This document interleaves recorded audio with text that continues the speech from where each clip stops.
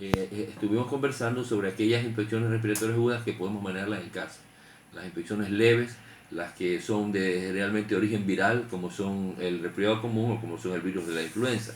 Entonces esto podemos manejarla en casa, hablamos de sus síntomas, que son fiebre no más de 3 días, de molestias de congestión nasal, de un poco de tos, que podemos mejorarla bajando la fiebre con medios físicos, es decir, con los bañitos de agua tibia, con el uso del paracetamol y nada más. Y en 3 días se resuelve, en una semana ha desaparecido. Pero hay otras infecciones respiratorias agudas que se complican, o por lo menos que no son virales, que son bacterianas, y que ya no podemos manejarlas en casa, y que tenemos que llevarlas al médico, inmediatamente al centro de salud. ¿Cómo se diferencia lo uno de Ya, lo otro? cuando hablábamos de los síntomas de alarma, hablábamos de algunos de ellos, por ejemplo, la fiebre. Cuando tenemos un paciente que tiene más de 3 días de fiebre, eso ya no es gripe, ya no es virus. 72 horas máximo es lo que dura un virus. Eso ya es otra enfermedad o una complicación del proceso viral. Entonces aquí aparecen otros síntomas, dolor de garganta. Cuando tenemos un dolor de garganta agudo, que hay fiebre y que hay dificultad para tragar, pues pensemos en una amigdalitis. Las infecciones de las amígdalas son tan frecuentes que pues, pueden complicarse, aparecer con un proceso gripal. Ese día hablamos que cuando tenemos nosotros un virus dentro, nuestras defensas se bajan. Y eso hace lugar a que aquellos niños o personas que están malnutridas, que tienen enfermedades de fondo, como diabetes y otras, que bajan las defensas, dan lugar a que pues, se compliquen y aparezcan bacterias. Entonces, cuando ya tenemos un dolor de garganta que ya es muy fuerte, que ya no podemos tragar, que la fiebre duró ya más de 3 días, al médico. Entonces, el médico va a comprobar, pone un baja lengua, deprime la lengua hacia abajo y va a ver esas amígdalas a veces están rojas, congestivas o a veces están llenas de pus. Entonces ahí el tratamiento es diferente. Ahí ya necesitamos que el médico, no el boticario, escuchemos por favor, no cuando tengamos fiebre más de 3 días y dolor de garganta, vamos a la botica y decimos deme algo para la garganta, el boticario le da amoxicilina, 2-3 días y se acabó y queda mal curado. Y eso es lo que ha dado lugar a la resistencia. Hemos hablado bastante, todos conocemos que ahora las bacterias ya no podemos destruirlas, muchas de ellas con amoxicilina, que era lo ideal, o con la penicilina que antes usábamos. Tenemos que usar antibióticos mucho más fuertes.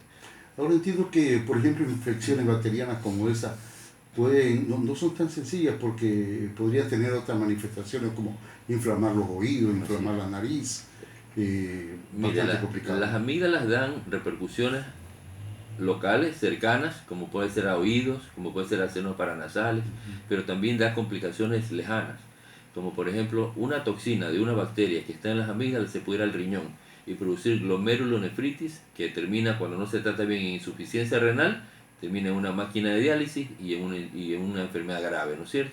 De una infección de amígdalas se puede ir al riñón y producir una nefritis. Y también de una infección de las amígdalas pueden viajar toxinas a las articulaciones y al corazón y producir la fiebre reumática.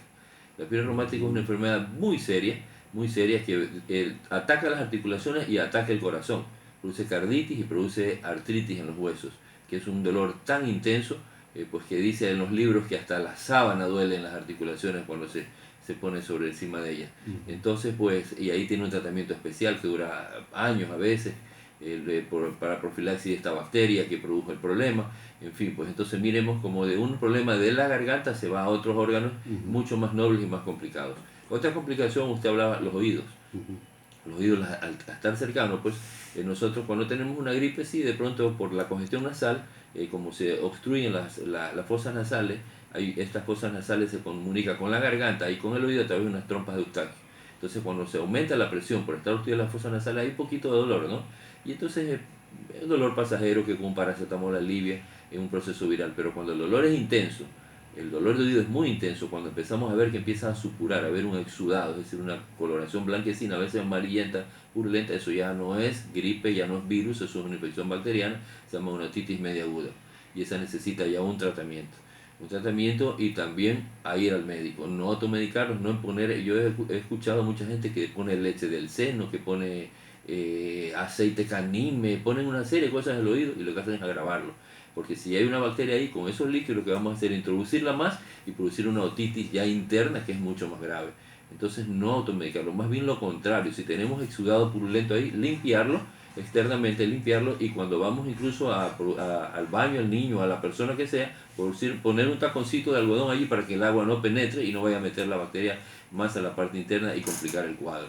Ahora, finalmente, doctor, como duele bastante la garganta cuando hay una inflamación bacteriana, dificultad de tragar, cómo hacer la alimentación que al mismo tiempo ayude a sobrellevar este problema. Bueno, ahí hay que tomar más líquidos, disminuir las cosas sólidas, las cosas duras, hacer una dieta más blanda, pues y también el uso de, cuando empezamos a usar los antiinflamatorios, antibiótico y antiinflamatorio, ¿no? El antibiótico para matar la bacteria, el antiinflamatorio para calmar los síntomas. Entonces eso también ayuda un poco a que disminuya el dolor.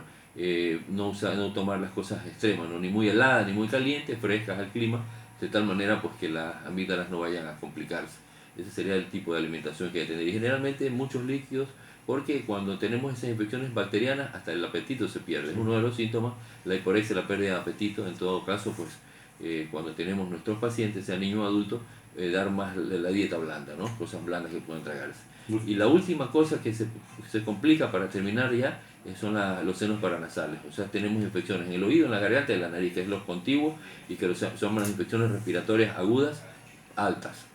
Entonces, cuando hay esa congestión de la nariz, que ya no es gripe, ¿no? Que empieza a aparecer moco, ya no es clarito ni cristalino, sino que es amarillo, a veces sanguinolento, purulento, y empieza a haber dolor allá en los senos frontales, en los senos maxilares, nasales, eso ya es una sinusitis, eso también tiene que ir al médico para que sea tratado. Aquí a veces, cuando es un niño pequeño menor de años, no se diagnostica fácilmente, tenemos que hacer una tomografía, porque sus senos están bien formados. Y cuando es un adulto con una radiografía podemos ver si hay sinusitis e iniciar un tratamiento ya de parte del médico, no de parte del boticario ni de la automedicación.